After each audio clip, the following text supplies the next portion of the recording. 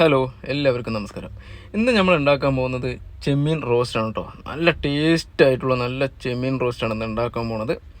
അപ്പോൾ അത് 1 കിലോ നമ്മൾ വാങ്ങിച്ചിട്ടുണ്ട് കേട്ടോ. 1 കിലോ വാങ്ങിച്ചിട്ടുണ്ട്. അത് കൊണ്ടുവന്ന് നമുക്കൊന്ന് നേരാക്കാം.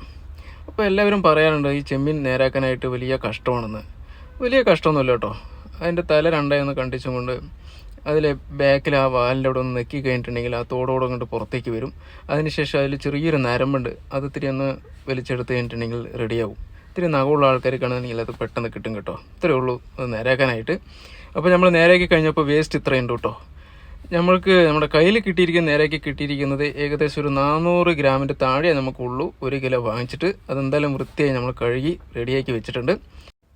ഗ്യാസ് അടുപ്പ് കത്തിക്കാം. അതിനുശേഷം ഒരു പാത്രം വയ്ക്കാം. നമ്മളിവിടെ ഈ കറി പാചകം ചെയ്യാൻ പോകുന്നത് മൺപാത്രത്തിലാണ്. നമ്മൾ മൺപാത്രം വൃത്തിയായി കഴുകി വെച്ചിട്ടുണ്ട്. അതേപോലെ തന്നെ ചെറിയ ഉള്ളിയാണ് നമ്മളിവിടെ ചേർത്താൻ പോകുന്നത്.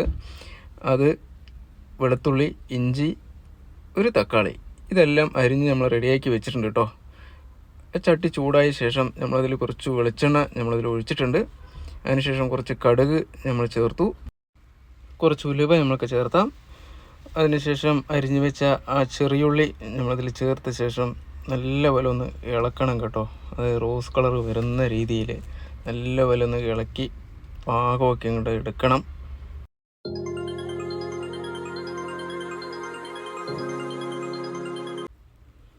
ഇഞ്ചി അരിഞ്ഞ് നമ്മൾക്കതിൽ ചേർത്താം.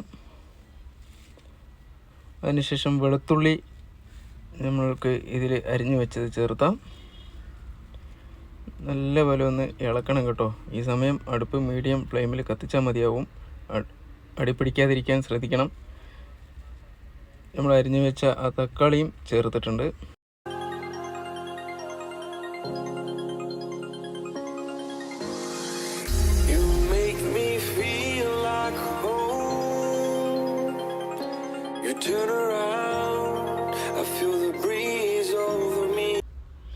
ഇതെല്ലാം നല്ലപോലെ മൂത്ത് വന്നിട്ടുണ്ട് കേട്ടോ.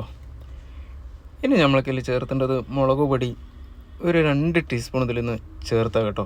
2 ടീസ്പൂൺ നമുക്ക് മുളക് പൊടി ചേർത്താം. 1 ടീസ്പൂൺ മല്ലിപ്പൊടി ഇവിടെ ചേർത്തുന്നുള്ളൂ.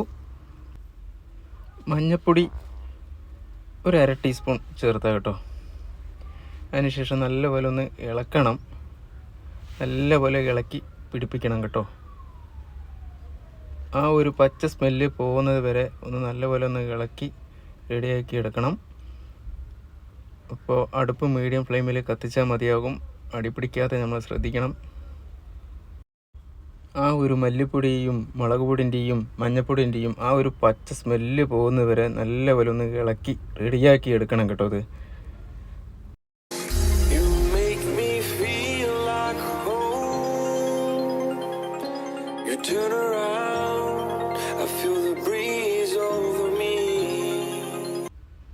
അപ്പോൾ അത് റെഡി ആയിട്ടുണ്ട്. അതിനുശേഷം നമ്മൾ റെഡിയാക്കി വെച്ച ആ ചെമ്മീൻ നമ്മൾക്കിലൊന്ന് ചേർത്താം. ഏകദേശം ഒരു 5 മിനിറ്റ് നമ്മൾ ഈ ഒരു ചൂട്ടോട് കൂടിയിട്ട് ഒന്ന് ഇളക്കി ഒന്ന് ഈ ഉപ്പും മുളകും മസാലയൊക്കെ ഒന്ന് പിടിക്കാൻ പാകത്തിനൊന്ന് ഇളക്കി റെഡിയാക്കി വെക്കണം കേട്ടോ. നല്ലപോലെ ഒന്ന് ഇളക്കണം. ഈ സമയം അടുപ്പ് ഒരു മീഡിയം ഫ്ലെയിമിൽ കത്തിച്ചാൽ മതിയാകും. ഈ ചെമ്മീനിൻ്റെ എല്ലാ ഭാഗത്തും മസാല പിടിക്കുന്നത് വരെ ഒന്ന് ഇളക്കുക. നല്ലപോലെ പിടിച്ചിട്ടുണ്ട്. ഈ കറിക്ക് ആവശ്യമായ 1 ഗ്ലാസ് ചൂടുവെള്ളം കേട്ടോ നമ്മളിവിടെ ചേർത്താൻ പോണത്. 1 ഗ്ലാസ് ചൂടുവെള്ളം നമ്മളിവിടെ ചേർത്തിട്ടുണ്ട്. അതിനുശേഷം കുറച്ചൊന്ന് ഇളക്കാം. പതുക്കെ ഒന്ന് ഇളക്കി ആ വെള്ളമൊക്കെ ഒന്ന് ആ മസാല പിടിക്കുന്ന രീതിയിൽ ഒന്ന് ഇളക്കുക കേട്ടോ. ഇളക്കിയ ശേഷം ഇവിടെ നമ്മൾ ചേർത്താൻ പോണത് കല്ലുപ്പാണ്. ഈ കറിക്ക് ആവശ്യമായ കുറച്ച് കല്ലുപ്പും കൂടി ചേർത്താം.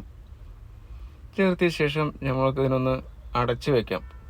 കുറച്ചൊന്ന് വേവട്ടെ. ആ കറി ഒന്ന് വെന്നിട്ട് നമുക്ക് അടുത്ത സ്റ്റെപ്പിലേക്ക് പോവാം.